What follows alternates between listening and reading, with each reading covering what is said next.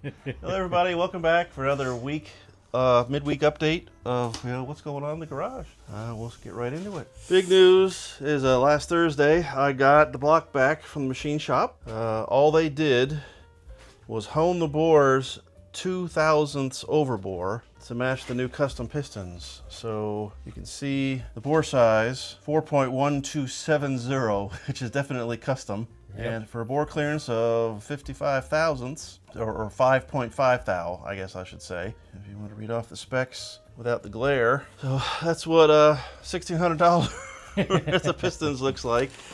They do come with the ring package with support rails, spiral locks. Spiro locks. Yeah, my fingers are gonna be hating me in a bit when I get ready to do those, but I guess the stickers make it all worthwhile. Well, you've got these stickers, haven't you? You do. Yeah. I got one of those before you. Yeah. Yeah. Have you used it? Well, it's in the drawer. So, when we came time to take this block to the machine shop, the annoying thing was telling them here in England how to hone the pistons, or how to hone the bores for the spec that they wanted here. Because it's annoying, because these rings, so the top piston ring is an AP ring, which is stainless steel. So these are the same rings that you got, which were hard as nails. Yeah. And you go to the instructions for the engine preparation on iron cylinders, it doesn't tell you how to do it. It says, for moly-faced or cast iron top ring, use 280 grit. For chrome-faced top ring, use 220 grit. Finish hone with a blah, blah, blah, cross-hatch pattern. It doesn't, even in their own instructions, they don't tell you how to hone the bore for the stainless steel rings. So I had to call up Total Seal. That's who makes these, because you get Total Seal instructions with them. And Total Seal, rings in the bag, in the box. I had to call them up to get the right type of profile. So they said, hone it to 220. And then the last 4 or 5 strokes, do it at 400 just to give it a plateau finish. So that's what I told them. They said they could do it. Yeah, we just got done with the engine brushes, cleaning everything up. All clean.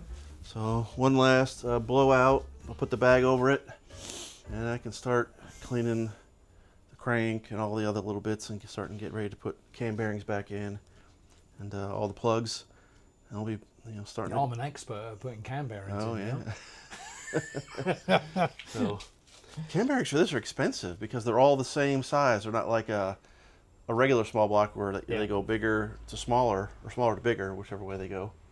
But they're all the same in the dart blocks. So it's like $155 for the set of cam bearings for this thing if you have to buy them, or they're like $40 for a set of regular standard ones. Right. So I'm glad I didn't need another new set. But we got the heads all cleaned up, took all the valves out, I bead blasted them, I lapped them just to check the valve jobs in these, and I was really, really impressed with the valve job. I mean, there was absolutely everything was perfect. Couldn't complain at all about any of the valve job itself. And the springs are tight, but putting them all back together was, we're waiting. Got to put some sealant on the threads for the intakes ports, because you can see like down in there where the threads intersect in the intake port. So we're going to make sure we got lots of sealant so we don't suck any oil down in here. The rods are all dismounted from the old pistons. These are heavy duty piston pins. See how thick those bores are. That's what the builder recommended. So those were, I didn't have to buy those again, but they're going to go right into the other pistons. Yeah. Yeah, that's going to start happening here soon. But Mate, it'll be built by the time we do another video. yeah. Well, I'm going to start jamming on it. Hopefully do a lot done this weekend. And I guess you go over the stand here.